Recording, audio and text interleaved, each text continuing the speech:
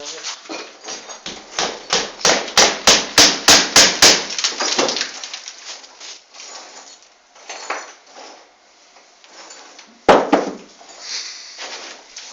sudan var.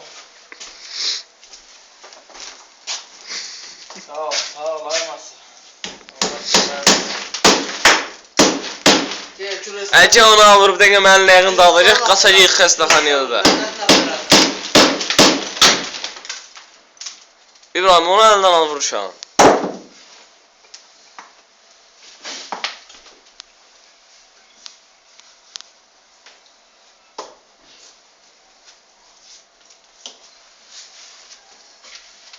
Nasıl? Hiç palsın. Girdik bezdanın içinə, nə olur be?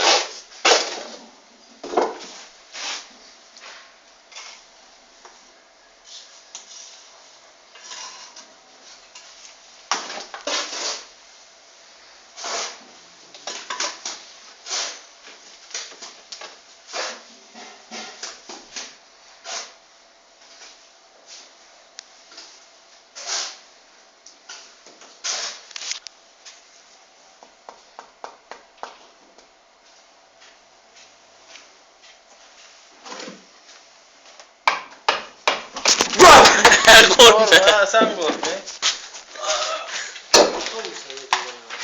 Hadi sayacaktan hiç olmazsa dememiş. Memişim benim. Ben hiç olmaz ya. Bir kişi deyəndə tüpür yerə. Dedim kişi olmaz da adam. Kişi olar hemen. Adam arvad olar. İndi sən Arvad sözündən, olsun, get sayacak. indi sən sözündən sən çox adam kimi bilirsən. Bu demək arvaddır. Ya çolpuya bak ya bu çolpuya. Çolpuya bak. Nə oldu ya? Söz tapmırsan deməyə başlayırsan ağılla tələşməyə. Ha ben telefonla teyir yaptım. İş var da benim var.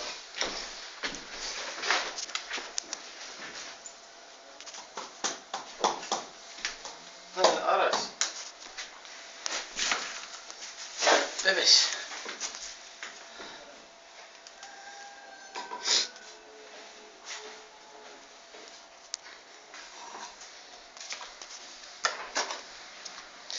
Oturma dur ged oranı öyrə, tez ol.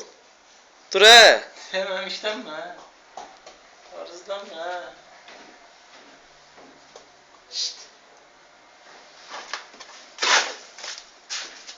Görsən sərvənə təşkil. Evet dur lan he. Evet dur lan. Evet dur lan he.